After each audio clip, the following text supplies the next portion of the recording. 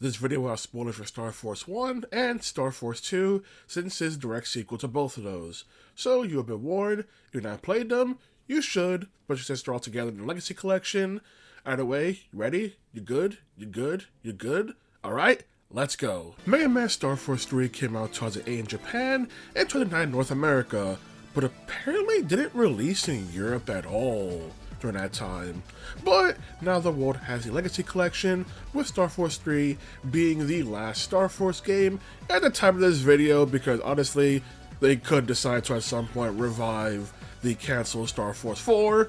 Who knows? Despite not being planned to be the final entry in the series, the way this game concludes ends so well that many people, including myself, were surprised that Star Force 4 was even in development, which we only found out one day when the developer decided to casually just drop a key on social media. The main purpose of Star Force 3 being several months after Star Force 2, humanity is now replacing star carriers with a new piece of technology called the Hunter VGs. These being built with wizards in mind. Wizards are special EM beings that can be summoned out of the device in order to assist people, and oh my god, we have just rolled backwards into reinventing NatNavis from the Bound Network series. And it's hilarious how the other characters really mention this fact when it comes to the function of wizards, but the main difference being that by default, wizards can take on a physical form outside their device, including the fact that now Omega-Xis can just pop up right next to Geo, and since wizards are normalized, people just don't really have a response when it comes to seeing Omega-Xis thinking, oh, he's just Geo's wizard, it's fine. The major, oh my god, how did y'all not see this coming, downside of this technology is the fact that the wizards emit noise. Noise being this clump of bad data that, if there's enough of it, can then crystallize, becoming a major problem. With a big threat being the fact that a large chunk of noise in space has bolted together in order to form Meteor G, and it is heading straight towards Earth. It will not destroy Earth, but instead will destroy all of Earth's technology, and considering how much humanity now depends on this new technology, yeah, that's really bad. There is also new technology called Rio Waves, being able to use EM Wave technology in order to create objects that completely feels real, but can still be manipulated as space technology. It can be something even as small as a rock or a tree, or creating entire concert stages. So the technology has many uses when it comes to benefiting the world, even if it does feel goofy that, really, y'all couldn't even have an actual rock. A new feature of the Hunter VGs is the purpose system, where people can form entire groups, with these groups having a name and a main purpose they want to fulfill, trying to further the bond of people by having this purpose that they're always meant to remember, even when they're not even physically near each other. It keeps them connected, always reminding themselves what the goal they're trying to strive for. And this system, okay, I get for the one of Star Force sounds pretty great, but honestly, sounds probably like the most underwhelming thing, but again, it's not as society questionable as Link Power. And Link Power does return in this game, it just doesn't have the same emphasis like it did in Star Force 2, where people got certain privileges if their Link Power was high enough. While dealing with some viruses in school, Geo and Omega-Xis combine to form Mega Man, and they immediately get registered to Satella police, being marked Transcode 003. They think nothing of it, and later, when Sonya and Lyra combine to form Harp Note, they also get marked as 004 as Satella police. Once again, thinking nothing much of this, but they have now been registered to the police, who are now trying to recruit them in the hopes of having their help to deal with Meteor G, but also dealing with the new villain faction group, Dealer.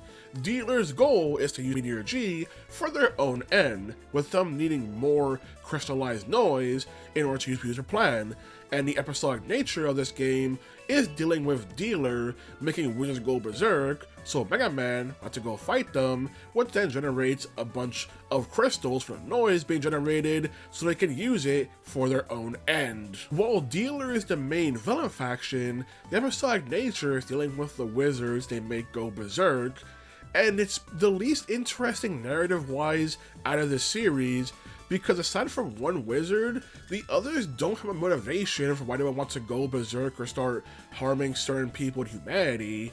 Instead, it's just Dealer shows up, makes them go crazy, and now Mega Man has to deal with them.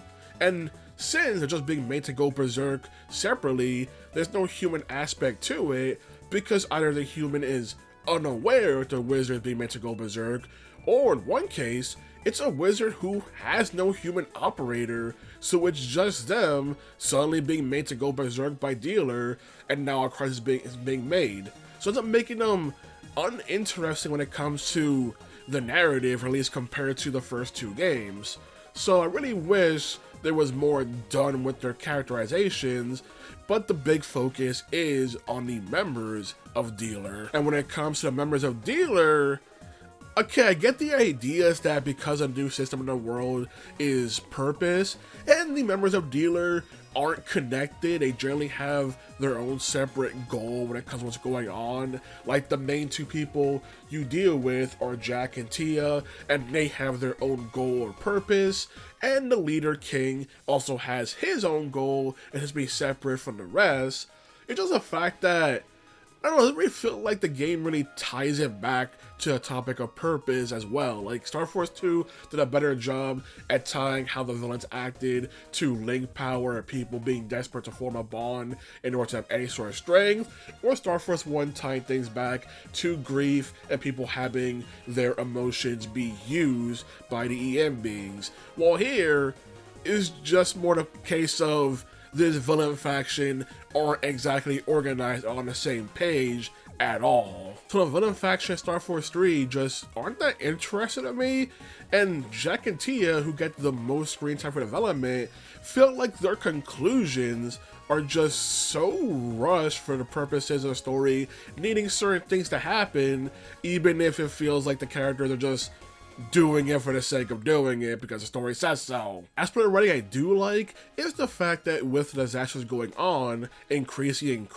when it comes to threats to safety and humanity, you do get more moments with Geo and his mom, with his mom rightfully being scared and wanting to know where her kid is at all times, as Geo still needs to strive to be Mega Man in order to prevent the disasters, even having moments where his mom starts having entire outbursts at him because of her panic and worry, and the fact that she still feels a trauma of her husband, Kelvin and Stelar, just going missing in space, and does not want that to happen to Geo at all. Top of the fact that she still does not know that he's Mega Man. So I feel like when it comes to how they write Hope Stelar in its entry, I really like that, and the pressure and guilt Geo is feeling by constantly having to lie to her about what he's doing, or Omega-Xis trying to bail out Geo and make excuses. As for the Satella police, they just kind of exist. I don't have much to say about Ace as a character.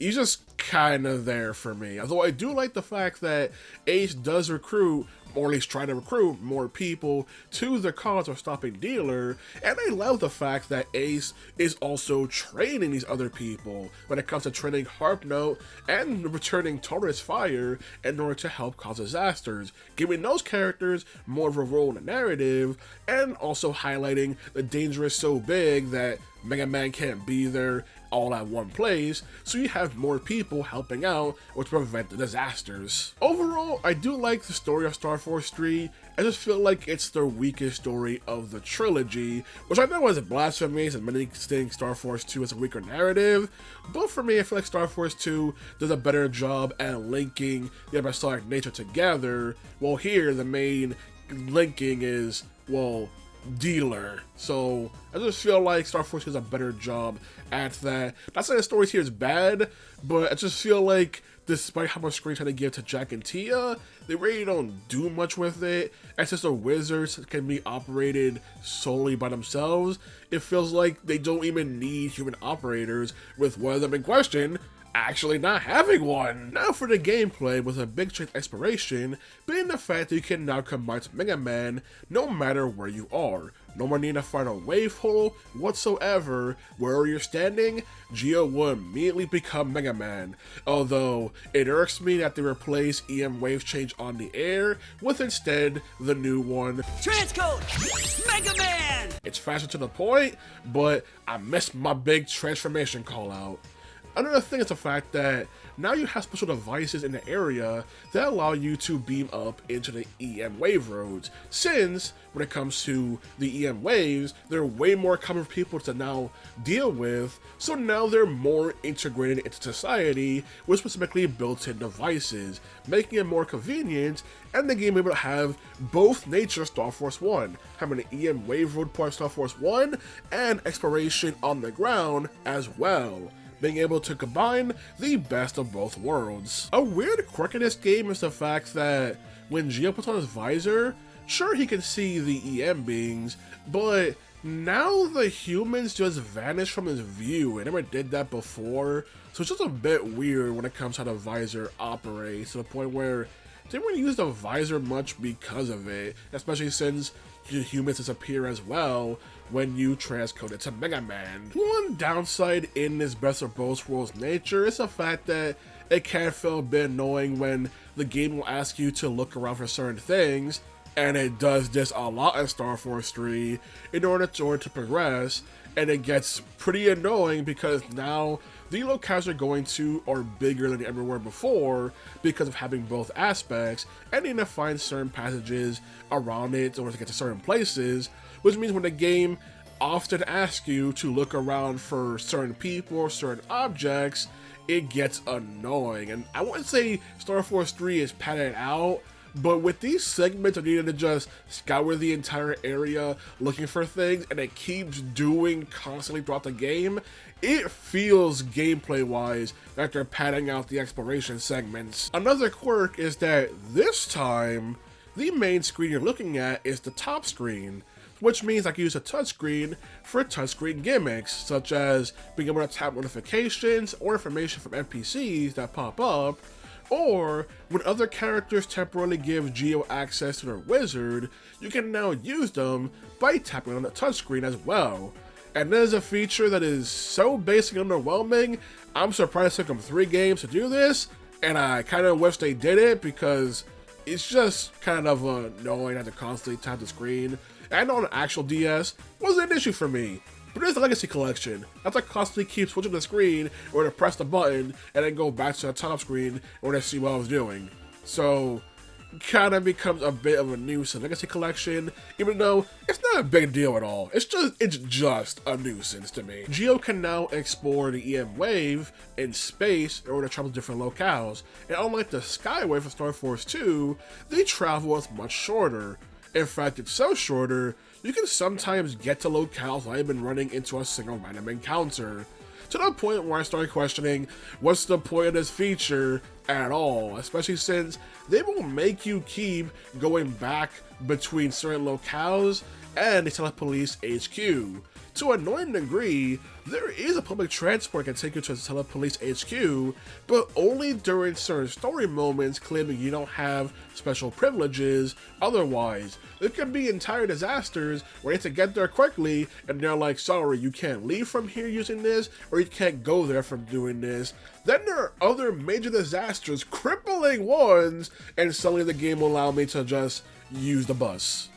Like, what are we doing here? It feels, again, a bit padded out how I have to go back and forth between this space road. Even if in reality it's a very short trek, it just feels like I'm gonna go back and forth over and over. It's just pointless. Now for the combat, being the same as Star Force 1 and 2, you have a 3D battlefield, you have the 3 little grid spaces I can go between, you have a shield, his buster, and a lock-on to use certain battle cards to get in close.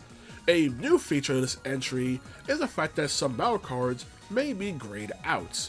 This means those cards can be used as support in order to bolster the card, or just have another feature, such as one that's Area Eater, which will just remove spaces from the grid in order to close the distance between Mega Man and the enemies. which you won't want to use because one of the new battle cards for this game, B-Slap, has Omega-Xis do a powerful attack, but only within a certain amount of range. Area Eater! Area Eater! Area Eater! Alright! That was great! The big new feature of Star Force 3 is noise forms, where after accumulating enough noise, Mega Man will actually start to transform. These forms are based on the various bosses from the Star Force series, and this form you have is one you keep on you at all times, with a noise meter on the battlefield. Where we start doing well in battles, like overkilling or doing good counter hits, the noise meter will increase. At 50%, you will activate the form of the noise that's based off of, giving you its full properties, but also its full weaknesses. If you get a weakness hit for your form, it will revert you back to regular, so you want to keep up the momentum in combat, but also still be careful against enemies that have your weakness. That also means that at any time you reach 50% with the noise meter, you are susceptible to your weakness. So if you're stuck fighting a boss that's your elemental opposite, you need to be extra careful. It's not like Star Force 1 and 2, where you'll just be knocked out of the form, you can just choose not to use it. No, if you're doing well, you will transform fully into it, so you need to be on your A game in those instances. How to get new noise forms is a bit awkward, where the game has certain points where Hunter VG will start shouting warning, which means powerful virus is about to start attacking Mega Man. During these instances is when you can have a chance to obtain a new noise form. However, you cannot freely swap between them. There is an NPC who will swap you back to your previous one, not all your previous ones, the direct last one you had. So you cannot freely change which noise form Mega Man has.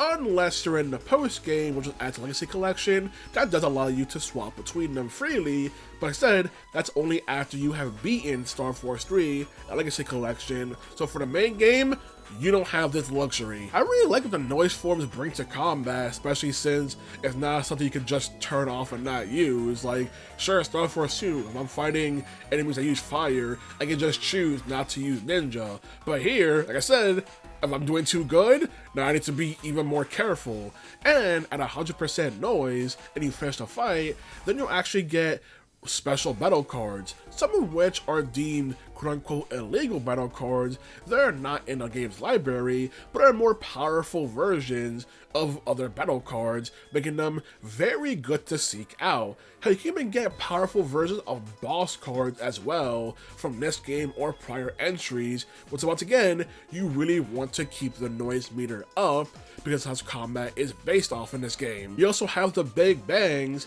which are the big powerful moves that have been here in Star Force 1, but now each noise form has their own Big Bang move they can get from countering enemies. Once again, this game wants you to keep up the aggression and also keep yourself safe. It really emphasizes wanting you to be observant and reactive in combat, and it makes combat work so well. It's not even a major change to the formula, but it feels so grand. Lastly, at 200% noise, you have access to a Meteor server, which will give Mega Man one of two the titular forms, depending on which version you're playing. I'm playing Red Joker, so I get the Red Joker form that emphasizes power and stash protection. This also gives you access to a special folder filled with powerful battle cards, making you a complete and total powerhouse.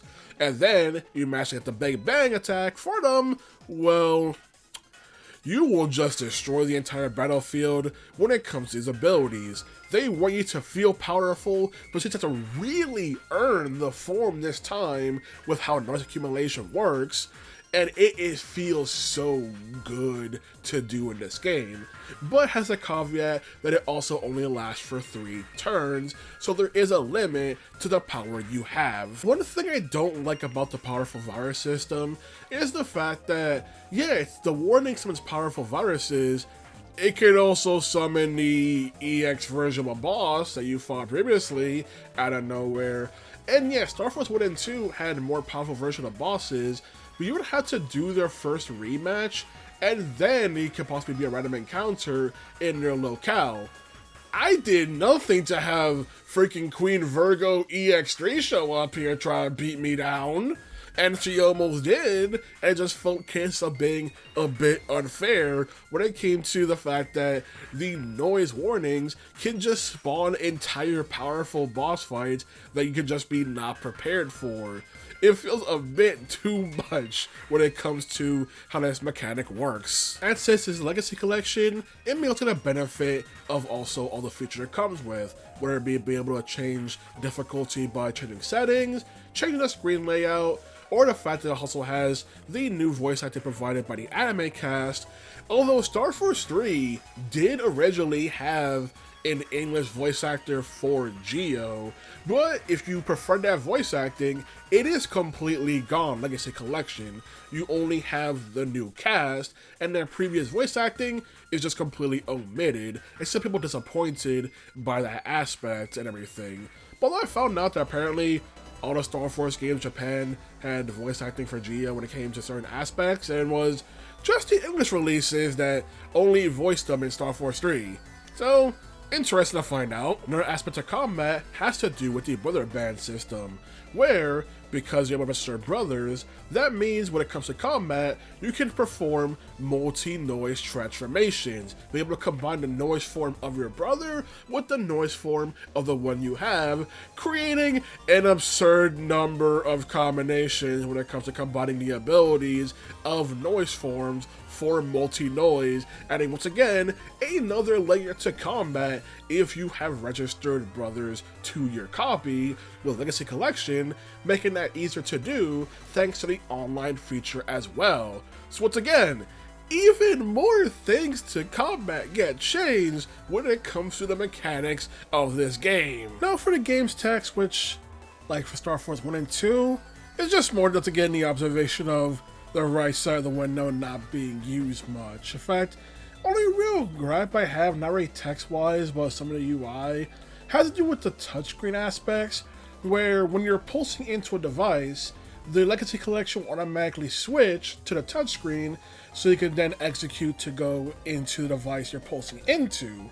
That's convenient, but there are points you need to present like a key card or something, in which you then need to switch to the other screen, then move the cursor over, because the cursor, you don't manually control it, it's at predestined points. So for the most part, by default, it looks like it's pointing at a key card from the bottom when it's not. You have to then go over to the top, where it'll point from the top left side, and then it will allow you to use it. So it's just little quirks like that when it comes to more UI stuff. But as for the text, it works fine, works well, and everything. It's just, again, a funny observation of the right side of the window not being used much when it comes to how this game handles the dialogue window. Which, again, I know it's because of how much space the original text took in the DS version, had a different font style from the Legacy Collection. Overall, I think Man Star Force 3 is great, and just gameplay alone, it is probably the best in the series. While the exploration aspects feel a bit too much of going back and forth, look for this thing, scour all over this area for this thing, try and find this thing, here's a special wizard, what does it do? Help you find the thing. Aww, kind of aspect. The change to combat really make everything shine when it comes to noise form and the titular form as well that you get from performing even better in combat. It also just straight up has the best finale in the series, but I mean that both gameplay-wise the final boss and narrative-wise when it comes to the story of what happens in the events. There is a certain major moment that strangely happens off-screen and without Geo that feels like Geo should have been there in that scenario, but I mean, he should have been there. If for some reason the game has it done off-screen without him, and that moment is probably the biggest blunder I have with the game's writing. But aside from that, Dealer is just an alright villain. The Personic Nature are just alright when it comes to writing. Like I said, the gameplay is just way more fun here with what the new changes bring to the formula of Star Force.